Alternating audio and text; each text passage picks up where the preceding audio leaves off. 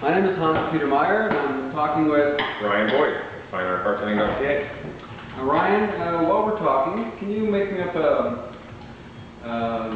dry martini? Or make it a very dry martini. Gin or vodka? Gin. I can do that. Now, aren't you supposed to try to, like, ask what kind of gin I want, you know? Well, I can upsell you. I can put you in some premium gin. Right. What's your favorite gin? My favorite gin is Hendrick's. Yeah, me too. And that's from Scotland. Yeah. Got cucumber flavor in it.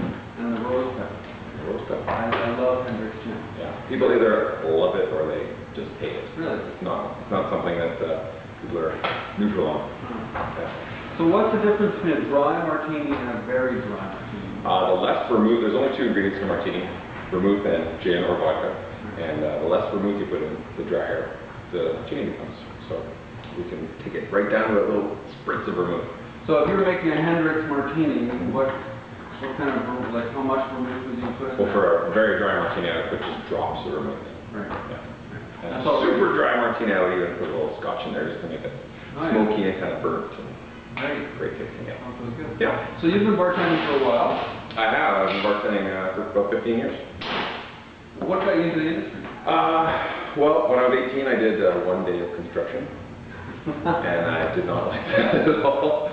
So I thought, well, this construction thing's not going to work out. And I thought, how can I make the most amount of money in the shortest amount of time possible with the least amount of training and have a fun job.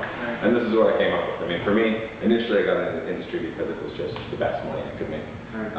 But I grew to love it. I mean, lots of different story every night, right? New people, new drinks, new places, sometimes new countries and places. So. Yeah. When did you start teaching?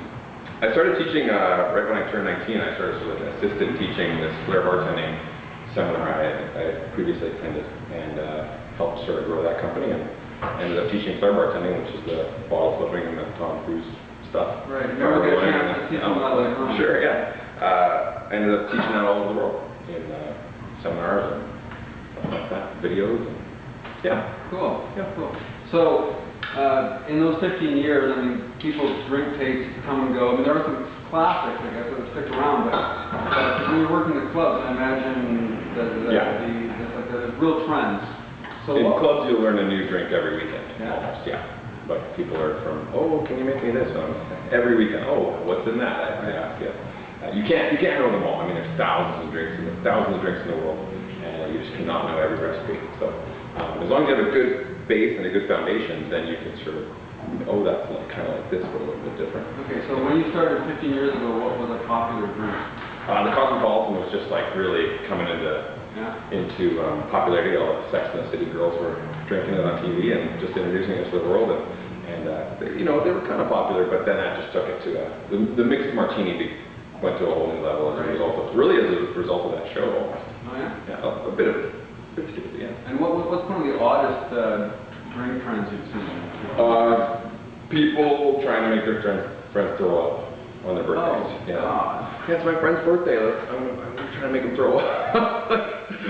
That's not so much in restaurants, more in nightclubs. Yeah. Right. Yeah. Why do you want to make your friend throw up? Yeah. Anyway, so I've seen that more than you think, actually. Oh, yeah? Yeah. I've heard that a paralyzer is a good recipe for that. Yeah. But tequila paralyzer would be a great way to. Right.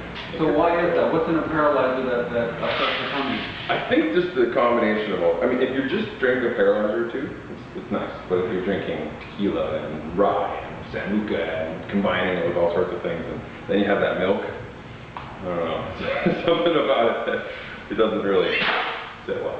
If you just have a couple paralyzers, you'd be all right. But if you mix it with 9 other things, you might be in trouble.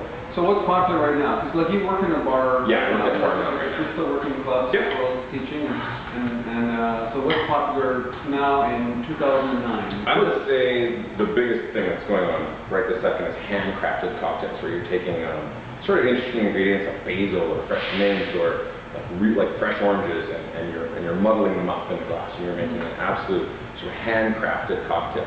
And those seem to be the big trend nowadays, is the really sort of high quality, all these interesting syrups and like Earl Grey infused vodka, just stuff you've never even thought of before, and putting interesting flavors together, and yeah, that's probably the biggest trend. And like, is this like kind of a still think? I mean, there is a fine tradition of bartending, isn't there?